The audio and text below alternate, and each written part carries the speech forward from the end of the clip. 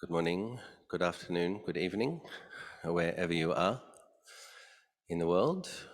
Ajahn Anan has asked me to share some summer reflections with you all on the second online retreat that he has kindly offered to share with all of us. You can see a few familiar faces on the screen.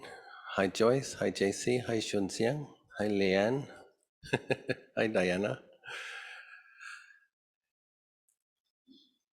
The theme that Tanajan requested me to talk on is so firstly I'd say it's my preference when I come to Wat Mapchan is to listen to the Dhamma of my teacher. I consider myself Tanajan Anand's disciple and I enjoy listening to him. And but to share the duties, give others the opportunity to teach. Tanajan is asking abbots of his branch monasteries to give some sharings. He asked me in particular to talk about how we train in sitting for longer sessions. He said, for example, teach them how to sit for 4 hours straight. The reason Tanajan asked me to talk about this, I think, is because I do have some experience of trying to sit many hours in a day. I have a bit of a devotional character and have made many trips to Bodh Gaya. And I noticed when I was in Bodh Gaya, the Tibetan monks and nuns doing their full-length prostrations, many of them, literally it seemed all day, expressing their gratitude and devotion, respect. And so I also, in one of my trips in Bodh Gaya, tried out the full-length Tibetan prostrations, worked up from 50 to 100, 200, 300, 400, 500. And there was one period many years ago when I was doing that as one of my practices there. I would alternate circumambulations, full-length bowing prostrations, chanting and sitting. But I noticed that in doing the full-length prostrations, that when I came to sit, there was pain in the body, pain in the shoulders. It wasn't a practice that was very conducive to... it seemed like one should either bow a lot or sit a lot. It didn't seem like bowing a lot and sitting a lot was very complementary. And so I noticed that in doing the circumambulation in quite a busy place and the bowing in a busy place, it was a bit difficult to maintain a sense of what we call indriya samvara, sense restraint. And normally living in a forest monastery with other monks, we are accustomed to being able to live in a very secluded and quiet, and we can maintain a lot of composure of the senses. And so I challenged myself a little bit, and I said, okay, since there's a lot of pain involved in bowing anyway, and since these Tibetan practitioners do it many hours a day, and since I'm from the meditation tradition, the Thai forest meditation tradition, why don't I be willing to sit with more pain and sit for longer? And so then I began a practice of sitting for 6 hours in one day at Bodh Gaya. And I went back on subsequent trips when my students were willing to support me to go back. I didn't want to become indebted to them. I felt that I should be putting forth a sincere effort so that I made some progress in my spiritual practice, and also so that they got good merit from my practice. So I made a vow to increase my efforts at formal sitting meditation under the Bodhi tree by 1 hour every time I went back. And it's not really practical to do more than 10 or 11 hours, so I did stop at 10, 11 hours. But that sounds very daunting, doesn't it? Imagine sitting 10 hours a day for 40 days. It's actually not so difficult to do for one day. The difficult part is when you have to do it day after day after day. The question probably arises is, well, why do it? Why sit with more pain? And why sit for longer sessions? Very good question. Ajahn Anan this morning, in his reflection this morning, was saying lay people should sit for at least 1 hour a day, 2 half-hour sessions. If they can do 2 hours a day, that's good. That's very good. And so I would agree with that. That's a good foundation. But when we come to study the suttas and we come to study the teachings of the great forest masters, then we will hear about different types of samadhi, different levels of samadhi, and different levels of insight, and even different levels of stages of paths and fruits of realization. So this is the territory of very sincere, committed spiritual practitioner who's getting serious about liberating the mind from greed, hatred, and delusion, liberating the mind from samsara. So it's very important to go, I would suggest, in a slow and steady manner and gently increase. But Ajahn Anan wanted me to offer some reflections about when perhaps some people are ready to try for periods of time increasing their efforts. So why? Why increase one's efforts? A list that I think is very helpful to refer to is the 5 spiritual powers, the 5 bala: faith, energy, mindfulness, concentration, and wisdom. Lord Buddha, after his enlightenment, under the Bodhi tree, in one of his weeks experiencing the bliss, the rapture of liberation, he himself was amazed with what he'd accomplished. So wonderful, so marvelous, so amazing was the experience of Nibbana. And he made statements such as, this is difficult to penetrate, difficult for beings to understand. What he realized goes against the stream. And he was amazed, and he was considering, how did I actually do it? How did I accomplish this, given that it is something difficult, very difficult to realize? And then he had the insight, these 5 spiritual powers, when cultivated, made much of, lead to the deathless and merge in the deathless. And the thing I love about this list is that it's short, fairly easy to understand, but comprehensive. And that's a pretty amazing statement, isn't it? These 5 powers, when cultivated, lead to the deathless. What's the deathless? Deathless is a synonym for Nibbana. We have various words used to describe. We have the conditioned world, the world of conditions, sankhara. Lord Buddha described Nibbana as asankata, unconditioned.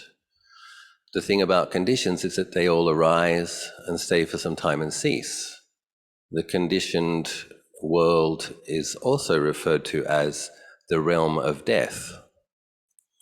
So when Lord Buddha mentions the deathless, he's talking about having established the mind, purified the mind, established the mind in a state where death no longer occurs. There's no grasping at conditions which have the nature to arise and cease. The mind has been established in an unshakably peaceful, superior level of enlightenment where it cannot degenerate. So these 5 powers, when cultivated and when practiced in harmony, when they're all powerful. So this is I remember Ajahn Sumedho, in his early years at Wat Nong Pah, he also told me that he used to use this as something of a mantra. Sattha, Virya, Sati, Samadhi, Panya. He would review, and because he also had the faith that if he could make all of these powerful, then he would have a powerful practice. And so the faith part is important, because faith, if we're thinking about increasing our efforts in practice, we're going to need some resolve, we're going to need some energy, and faith is very helpful. When we think about faith, it's important that we bring our faith inside as well. So we do our chanting, we have faith in Lord Buddha, the enlightened one, the awakened one. Very important then to have faith in the Dhamma. The Dhamma is sometimes considered as the teachings. The teachings can also be considered as a path, a map. The Dhamma, another way to understand it, is ultimate truth, or conventional truth and ultimate truth. And as Dharma practitioners, we want to understand conventions so that we can work with them, and we want to get interested in those conventions, those conditions that lead to the unconditioned. So important then to understand that the Dhamma is also not self. And what I mean by that is it applies to everybody equally. It's natural law. So very important then that we understand we have the potential to realize ultimate truth and be liberated through clear seeing if our mindfulness, clear comprehension and wisdom, concentration are strong enough. So we need sometimes to have a look. Do we believe it? Do you believe that you have everything you need to liberate the mind? One of the fetters that obstructs stream entry is a doubt. So we have to have a look. Do you doubt your potential? Do you doubt your ability? If you do, it's good to start making some positive affirmations. It's good to challenge the doubts. Apply wisdom to them. It's not just the Buddhas. Every few eons, a Buddha comes and gets enlightened and nobody else does. That's where we have the Sangha. The Buddha had his foremost disciples and his great disciples, and then he had hundreds of thousands of Arahant disciples. And in the time that he was wandering around northern India, he also had hundreds of thousands of lay stream enterers, disciples.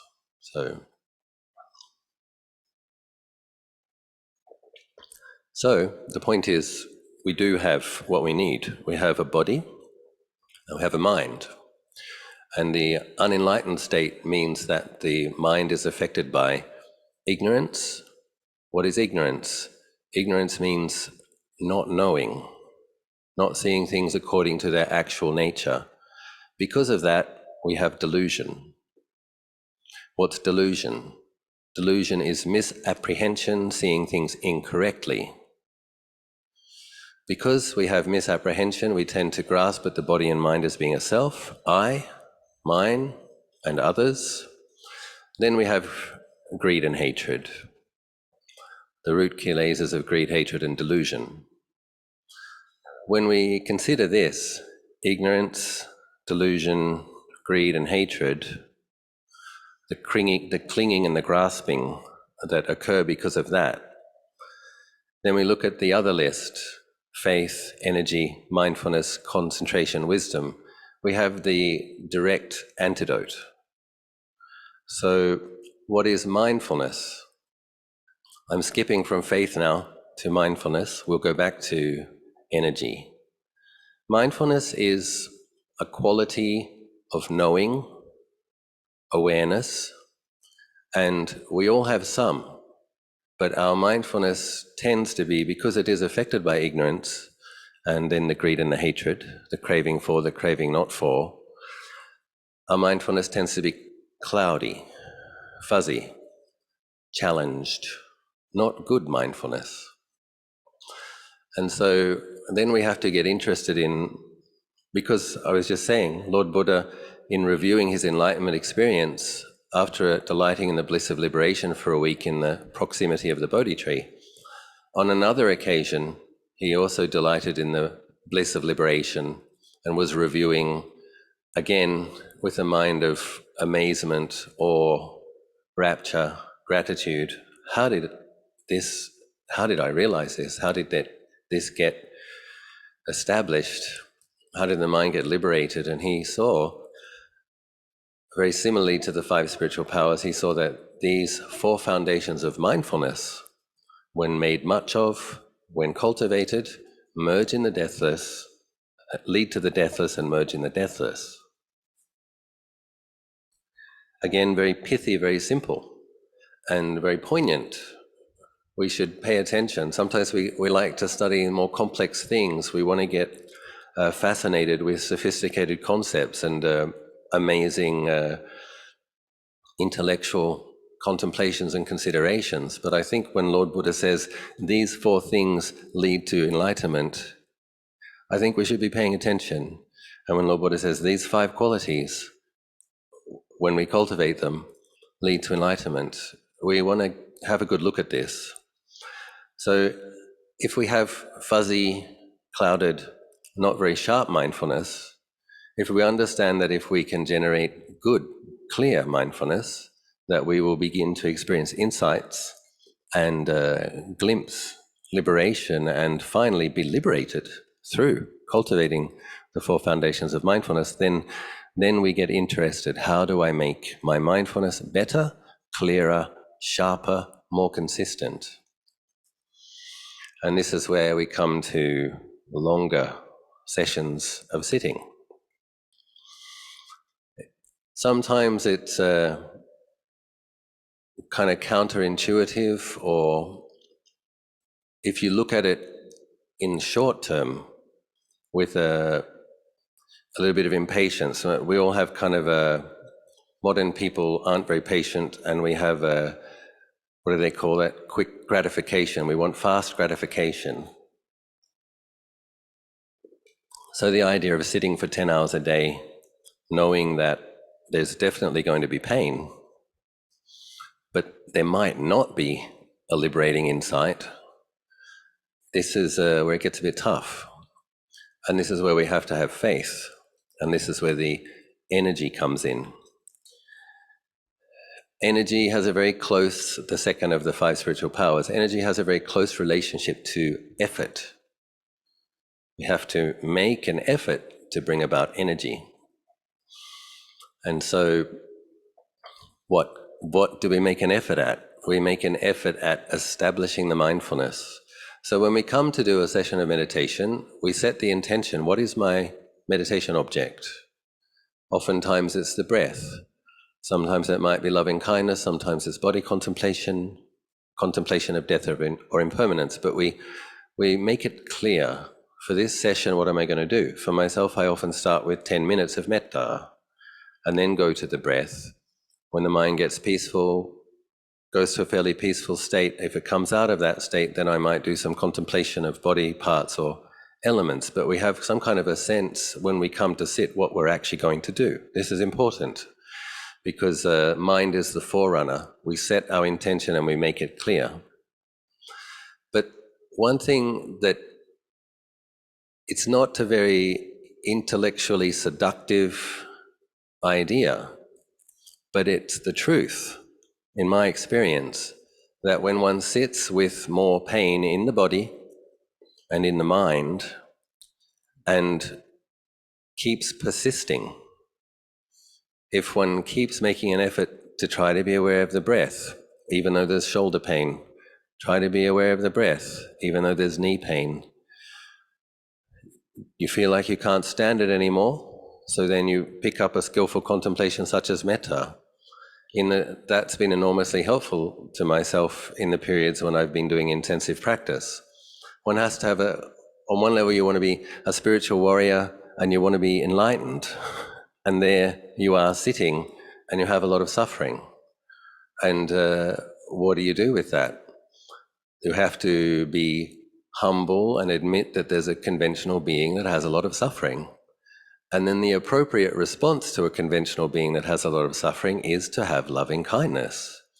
So when we try to have loving kindness, we're trying to get enlightened, you want to be an arahant, you want to be a bodhisattva, you want to be a Buddha, whatever your aspiration is, you want to have loving kindness for all beings, but there you are sitting and you just don't want to do it anymore. What do you do with that? You humbly acknowledge that here's a conventional being that has a lot of suffering, and then you very, very sincerely wish yourself well, because we have to remember that among all sentient beings, we are one of them, and we have to remember that loving kindness, when we radiate it outwards, it has to start here. So suppose you're going to sit for 2.5 hours. Let's make it a bit more manageable. So that's what I would do, by the way. The idea of sitting for 10 hours, how on earth do you sit for 10 hours? Basically, it's 4 2.5-hour sessions. So then it suddenly becomes more manageable. Okay, 4 2.5-hour sessions. There's another practice, the sitter's practice, which is very advanced. I haven't done it, I'm not doing it. The sitter's practice is like when a practitioner who is developed enough to undertake such a practice sits in one posture and makes the vow not to move at all, maybe for 10 hours or 12 hours. People who have sharp spiritual faculties, people who have spiritual powers already considerably developed, this is a good practice for these people because they know how to work with the pain. They know how to come in and out of concentrated states. They know how to contemplate phenomenon.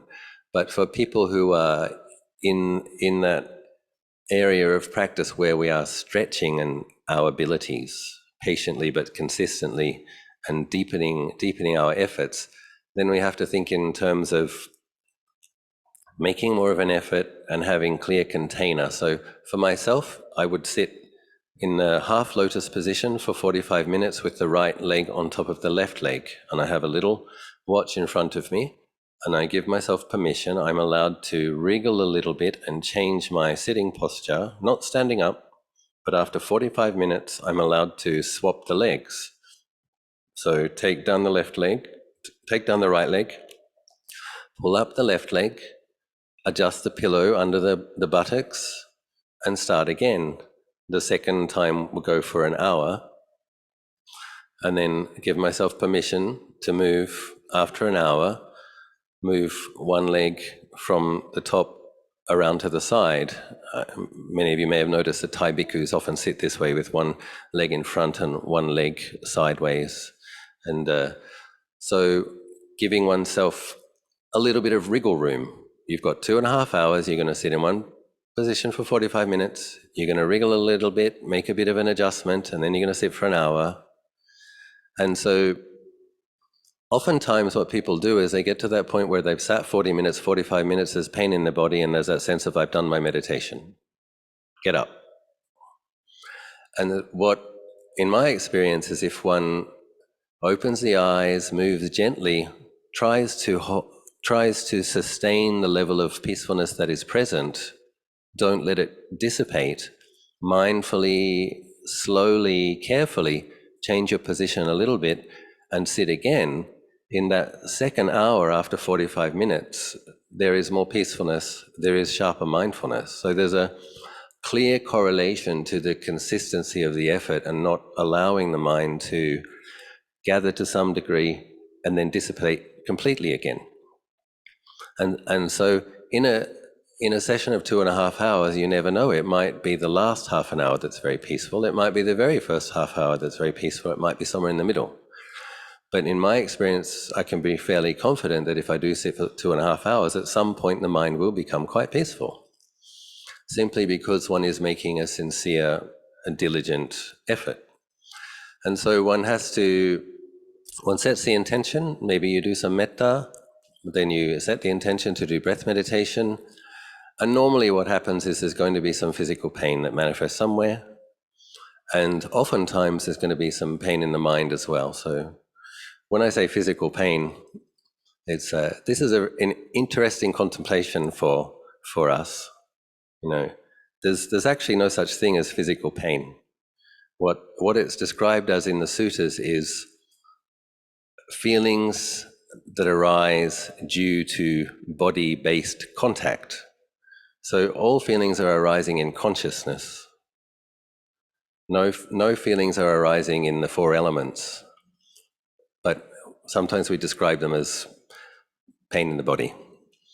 And we can separate a knee pain, for example, from the pain of a heartache or a big disappointment, which is more of clearly a mental phenomena in the heart area. But when we set the intention to sit for longer, it's very helpful if we lift our faith. We recollect the Buddha's enlightenment. We recollect his heroic striving through samsara, where he could have been liberated literally millions of lifetimes before, and delayed his liberation, made the vow to accumulate qualities and merits so that he could help as many people as possible. The phrase which is used is to cause a multitude to cross over. So we consider that remarkable effort, and we don't do it to feel guilty. Oh my God, the Buddha put so much effort into becoming a Buddha to help me, and look at me, I'm so pathetic. He shouldn't have bothered. We have to have a look. How is our self-talk? How do we talk to ourselves? It's like, no, Lord Buddha, in recognizing the potential of beings, saw that they were worth helping and put all of this effort into establishing a dispensation, 84,000 Dharma verses, lineages of enlightened disciples that would last for millennia. And he had us in mind. He wanted to give us everything we needed in terms of instructions, what we need to cultivate, how we should consider and contemplate. So we have faith in the Buddha, we have gratitude and loving respect and gratitude for the Buddha. That's very helpful. And then we recollect that we have the same potential. So we lift our faith, we lift our gratitude, and then we knuckle down at making efforts that will increase our quality of peacefulness. So sometimes when you're trying to be aware of the breath and some knee pain, for example, comes up, it's if you look more closely at the knee pain, some aversion develops.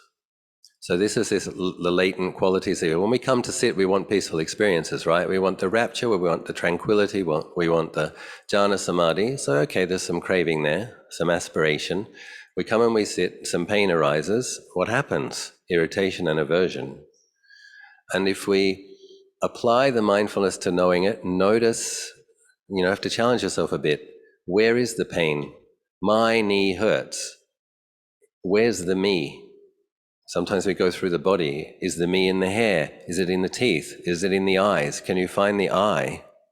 No. Challenge it a bit. Apply wisdom. Reflect wisely.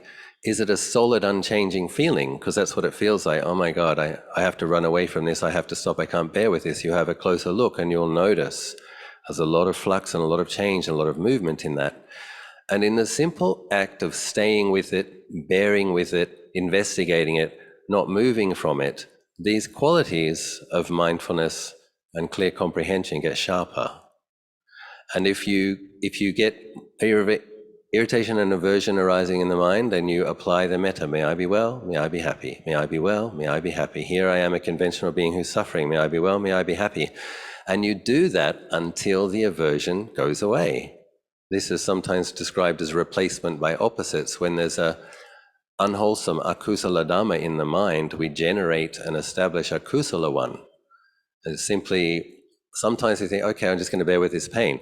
And we get irritated, and the mindfulness might not get much better, and the irritation doesn't seem to go away. You get up from the sit, and the mind isn't in a good space. So we have to experiment. What's it like to just very, very sincerely spread loving kindness to oneself? And I think this is a another area where people really could benefit from making more effort. I think we do the metta, may I be well, may I be happy. It's kind of wishy-washy. It's not very committed. We want insight, we want liberation, we want nibbana. And we want liberation from this self-view. So we don't want to indulge it too much. And the thing is, for metta practice to actually work, you have to actually mean it. If you want metta to be established as a form of samadhi, if you really, really want the heart of loving kindness to be deeply established in the heart, you need to mean it. So when you're sitting there and you're miserable and you're suffering, it's like, okay, may I be well, may I be happy, mean it. May I really be well, may I truly be happy. Mean it, mean it, mean it, until the only thing that's left in the heart space is a feeling of unconditional love or loving acceptance, goodwill. Once that's established, okay, include more classes of beings, your teachers, your parents, your relatives, your friends, and then move on to all beings everywhere. There's a real challenge to that, and it's quite enjoyable when you can go from a half an hour experience of feeling irritated, aversion, contracted, hopeless, helpless, and half an hour later you can be in a peaceful state where the radiating loving kindness quite sincerely in all directions. This is a very powerful practice and extremely helpful when one is increasing one's efforts and in the likelihood that you will experience more pain, both in the body and in the heart. Wisdom, sattha, virya, sati, samadhi, panya. What is wisdom? It's a good thing to consider. As one of the 5 qualities that will establish the mind in liberation, the deathless, what is wisdom? And as the antidote to ignorance and delusion, not knowing and misapprehending, put most simply, wisdom is seeing things according to 3 characteristics: aniccaṃ, dukkhaṃ, anattā. Impermanence, unsatisfactory, not self. The thing which causes us a lot of suffering is grasping at the body and mind as being a permanent self. The antidote is investigating its true nature and seeing nothing in there is permanent. All of these conditions are arising, staying for some time, ceasing, constantly in flux, impermanence. You see, grasping at the pleasant, aversion to the unpleasant. You see the dukkha, something's pleasant, it ceases. And then when one sees impermanence clearly, when one sees it's not a self, then anattā. So when you do a longer session, you actually have a bigger period of time, a contained period of time to do some active contemplation. So when there is painful feelings coming up in the body or in the heart area, and there's that feeling of, I don't want this, I don't want to put up with this, I can't stand this, that's when we get serious about, okay, where is this self which is complaining all the time? Where is he? Where is this guy that one moment's going to get enlightened, the next moment can't stand it, isn't going to do this one more second? Where is he? And then we go through the body parts. Is he in the hair? Is he in the teeth? We do this sincerely. Sounds a bit silly, but we have to do it. We understand that the self-grasping at things as being a self is what causes us to be miserable. We have to find this culprit. Where is he? If we understand that seeing not self is something that's going to liberate us, okay, let's try and do that. So you go through the body parts. Hair, nope, no self. Teeth, nope, no self. Nails. How do you do this? You just place whatever level of clarity, whatever level of presence of mind, mindfulness and clear comprehension that you have in that part of the body. So you place it on top of your head, sincerely being aware of that area and just asking, is the self there? Can't find it. Then you move to the fingertips. Okay, this self which can't stand it anymore, 1 minute wants to be the Buddha, next minute wants to give up. Where is he? Is he in the nails? Nope. Go deeper. Is it in the bones? No. Is it in the blood? Most human beings have about 7 liters of blood. Is the self in the blood? Is it in the heart area where all these feelings are? You have a muscle contracting. When you place the awareness in that area, you can feel movement, you can feel a heartbeat. Is the self there? And what can happen if one has a certain amount of presence of mind, and if one is doing this as a genuine spiritual practice, is the feeling of self disappears for a period of time. It just falls away from the mind. When the self-view isn't being fed by the habitual grasping, and when the spiritual powers are being applied to the experience, mindfulness, some collectedness, wise contemplation, the feeling of being a self can just fall away.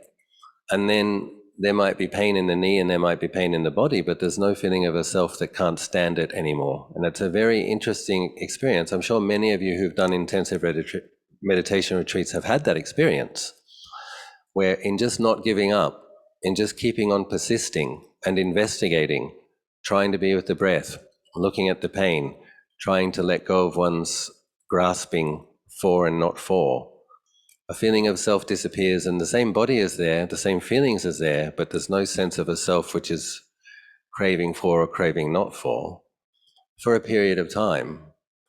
And then it comes back. And this is a very rich field of investigation. Isn't that interesting? You begin to glimpse the fact that the self-view is an habitual way of experiencing the body and the mind, which is not the ultimate truth. And you begin to have experiences of experiencing the body and mind without the self-view being present. And if one continues with this practice consistently, when one develops more faith in doing meditation retreats, one develops more faith in doing longer sessions of practice. And then what happens is, even when the habitual grasping at things as being a self comes back, there's a feeling of being a self, there's much more porousness, there's much more awareness around it, there's a sense of spaciousness around it, there's an ability to reflect on it, because there's now experience of seeing deeper and knowing that it's a bad habit that we have, but not the ultimate truth, something that we have to work with. And this is important as well. Talking about attitude, and we're not going to liberate the mind from self-view by hating the self. You're not going to liberate the mind from greed, hatred, and delusion by hating it. So the way many people like to come to visit abbots in Thailand during a period of suffering, and they come and they almost, on one level they're miserable, and on another level they're proud of themselves because they look at the Ajahn and they say, "Ajahn, I don't want to be born again anymore. I'm so fed up with samsara." And I'm like, okay, well, good, but I need to explain something to you. Aversion to samsara and not wanting to be born again is not going to liberate you. In fact, if you sit around all day thinking, I don't want to be born, I don't want to be born, I hate samsara, you have absolutely no choice but to be born again. And oftentimes they're a bit surprised to hear this. Really, Ajahn? Yes, really. We chant the Dhammacakka Sutta. The causes of dukkha, the first noble truth is dukkha. The cause of dukkha is the craving. Craving what? Craving for being, and craving not for. So one of the reasons long sessions of sitting and intensive meditation retreats are helpful is because one isn't indulging the liking and not liking. One just has to do it. You just do it, just do it, just do it. You want to do it, just do it. You don't want to do it, you just do it. You're not following these energies of wanting to and not wanting to, and it grinds them down. And you end up with spiritual powers instead of habitual reactive and compulsive reactivity. So then I have to tell these people, okay, so you know what the monks have been telling you for a couple of decades, that you actually need to chant, you actually need to meditate, you actually need to listen to Dhamma, and you actually need to be consistent. And then once you're consistent, you need to steadily increase your efforts. Then come back and talk to me about not being reborn again. So anyway, all of you joining Ajahn Anan's retreats, obviously much wiser than that.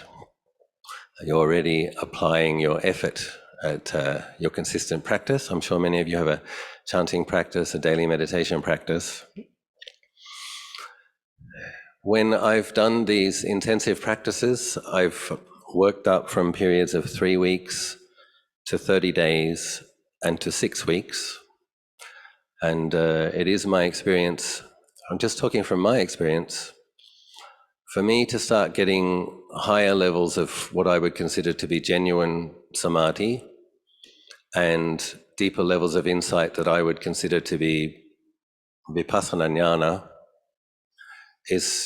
requires about 8 hours a day for at least 10 days.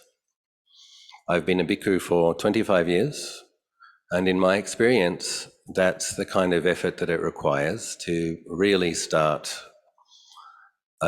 getting in there and uprooting some ignorance and delusion and establishing some genuine wisdom on a deeper level. Sometimes I don't want to tell people that because it seems you don't want people to think, oh, it's just too hard, I can't do it, I'm going to give up. But we're in the business of truthfulness, and we understand that truth is what liberates us. So I remind you, just this morning, Ajahn said if lay people can do an hour a day as a foundation, it's good. Nobody's saying it's not good enough, it's good. Ajahn said if you can do 2 hours a day, it's very good. I agree, that's very good. Lay people are often very busy.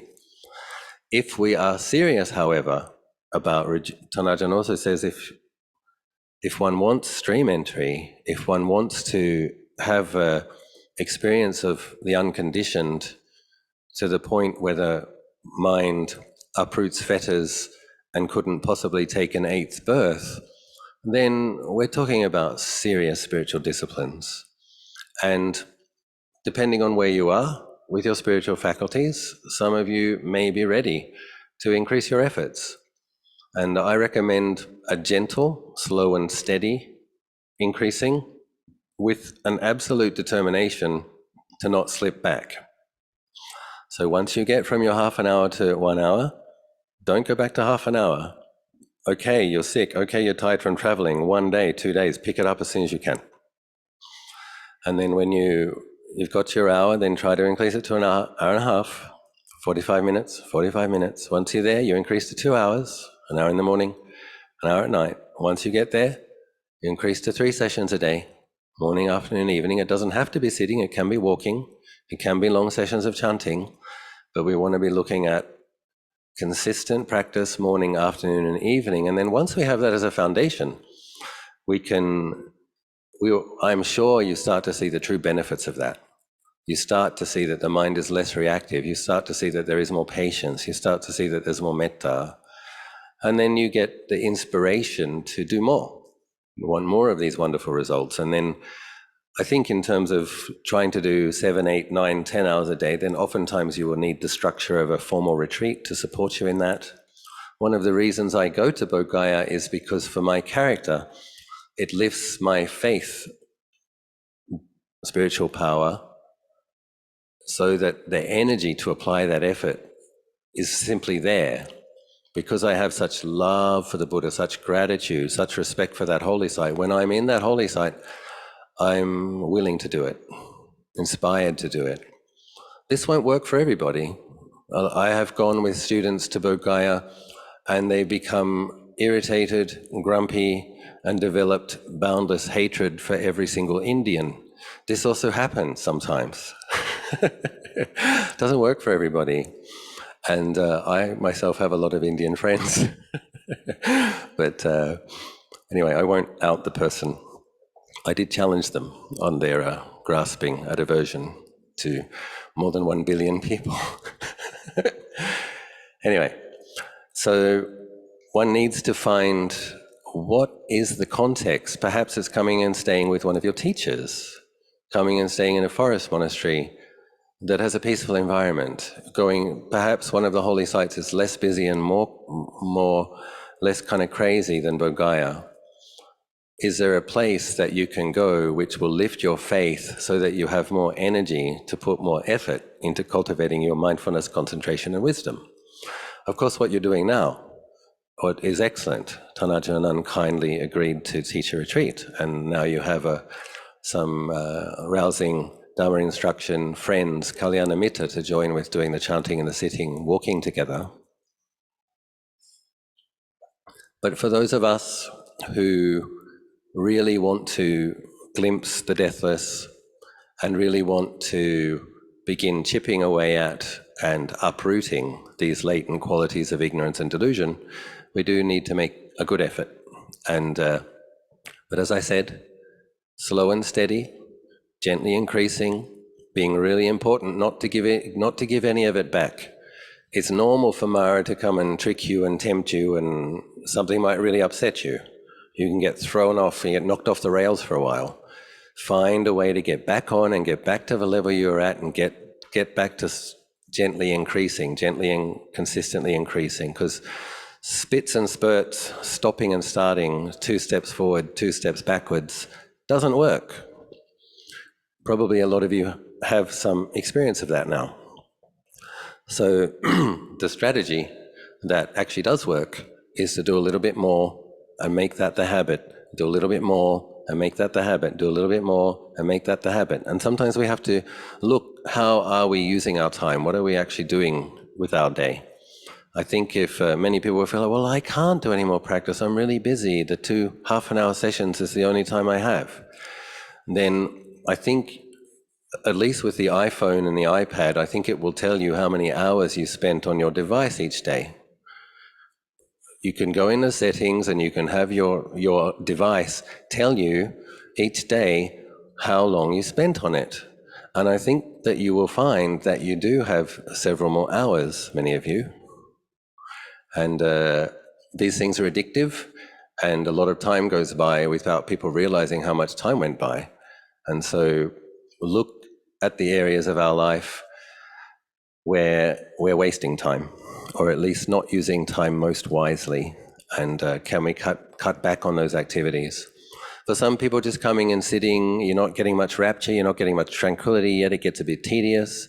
So we need to find ways to make it a bit more enjoyable. How can you make it a bit more enjoyable? And this is where the practices of chanting comes in. Sometimes you don't feel like chanting, but if you do an energetic, lift the chant louder, chant faster, do it for half an hour, experiment. How do you feel after the half an hour? Don't judge your practice by how you feel when you're coming to do it. Judge your practice by how you feel afterwards, and really notice that, yeah, I really didn't want to do that. And then when I finished, I felt uplifted, I felt light in body and mind, I've got more energy, the mind was more willing to be with the breathing more consistently, more easily. One has to notice that. Sometimes you come and you sit, and it's like taking a magnifying glass to the mind. There's still thoughts, there's still craving, there's still irritation, aversion. My meditation isn't working. But one's looking closer and closer at the phenomena that are arising. Once you bow and you get up at the end of the session, have a look. Does your mind feel lighter? Does your mind feel brighter? Do you feel more relaxed? Do you feel more well-being? Usually we do. Have to pay attention to those moments. Okay, this is getting some results. Is there a sense of lightness of body and mind for a period after the meditation, half an hour, an hour? Oftentimes there is. We have to notice that. So find a way. Other people is a Dhamma talk. You listen to an uplifting Dhamma talk first. Okay, get inspired. Teachers that you love, wisdom teachings that you love, listen to them. Okay, after that, do your meditation. Find a way to make it sustainable. The reason I go to Bodh Gaya is because I love Bodh Gaya. So when I go to Bodh Gaya and I love it, I'm much more willing to practice with all of the things that I don't love in Bodh Gaya. And there are a lot of those too. The bugs, the heat, the cold, the noise, the dirt. There's a lot to work with. And so I just wanted to talk a little bit about how one increases one's efforts for the sake of making our mindfulness clearer, sharper, more consistent. When we make our right mindfulness clearer, sharper, more consistent, what happens? It converges into samma samadhi. the other of the five spiritual powers. So the faith, the applying the effort, the applying the wise discerning, truth discerning awareness, keeping the mind within the parameters of the body and present in the body, moment after moment after moment, right mindfulness. The focus of Luang Por Chah's teaching, how I understand them, is that consistent right mindfulness ripens as right collectedness. So you will experience the Kanika Samadhi, 5 minutes of cool peacefulness, not much thoughts. And then you may experience the Upajjhara Samadhi, touching on jhana, neighborhood concentration, where it's like 20 minutes of lighter, cooler, brighter, only a few wholesome thoughts. And one notices that in periods of retreat, you'll get more of those periods. And if one doesn't let up, what's going to occur? Momentary samadhi becomes Upajjhara Samadhi. Upajjhara Samadhi is going to become Appana Samadhi, the access or jhana samadhi. But it's all samadhi. We try not to get into too much of a desire mind to get more and more. We sow the causes. We enjoy whatever amount of collectedness and peacefulness arises. And then we continue to sow the causes and the right mindfulness and that we have and the right collectedness that we have will build upon itself through the consistent effort, and it will become Mahasati. It will become Jhana Samadhi. And the little insights, experiences of letting go of the craving for and craving not for, the sense of self which is miserable or elated, being able to have a more subtle sense of self which is just kind of content, being able to let go of reactivity becomes vipassana jnana, an actual insight where one sees not self for a period of time. Sense of self drops away. One sees an aspect of the body and the mind clearly as not I, not mine, just elements, just a body, just feelings. In the four foundations of mindfulness, see form as form, feelings as feelings, mental mind states as mind states, dhammas as dhammas. So in the beginning stages, we're working with the ordinary levels of faith, energy, mindfulness, concentration, and wisdom. As we continue to practice, we will begin to have moments where the faith is really powerful, periods where the energy is really bright and clear, times when the present moment awareness is really sharp, really in the body, really cool, periods of some collectedness, sharp, penetrative, clearer seeing where the ignorance is less in the mind. And then when cultivated, when made much of, these five spiritual powers will lead you to the deathless. So I offer that for your reflection. And I just mentioned that I plan to be going to Bodh Gaya on the 5th of April, intending to spend about 28 days there. This time I'm going to be practicing with heat and sweat, because it's likely to be somewhere between 36 and 42 degrees in the middle of the day. And I haven't been for 2 years, and I miss it enough that I'm willing to go and work with that kind of pain, that kind of dukkha. And I set the resolution in my own heart. I said, well, even if it's just heat and even if it's just miserable, if I have some karma that is going to ripen as a rebirth in hell, maybe I'll purify it by willing to sit 8 hours a day in Bodh Gaya sweating. Maybe I won't have to go to hell. Anyway, when one has an opportunity as someone who's an abbot, simply leaving the monastery sometimes can be very helpful. As soon as you sit on the plane, you're already experiencing some factors of jhana. Contentment, rapture, tranquility. I don't have to be an abbot. Sadhu. And then, when people offer you tickets and pay for your accommodation, you feel that you have to make an effort, and that's helpful too. A little bit of conscience. I need to be diligent, and other people are supporting me. But one looks at, so in a situation where it's going to be from 25 degrees to 42 degrees in the daytime, what will I do? I would actually try to sit 4 or 5 hours in the morning from 5 to 10:30, you see. You have to work with the conditions as they are. Then it's okay to go and rest in the middle of the day in an air-conditioned room. Come back out at 6, come back out at, no, it'll be 3 or 4, and sit for another 4 hours. It'll be hot for the first few hours, and then it'll get cooler. But we do have to be willing to work with some dukkha vedana, and when we do, we often experience more rapture, tranquility, mental bliss and happiness as a result of our efforts. So I rejoice in your efforts of practice, and I'm joining in you, and let's all continue striving. I hope you realize the deathless as soon as possible with every supportive condition.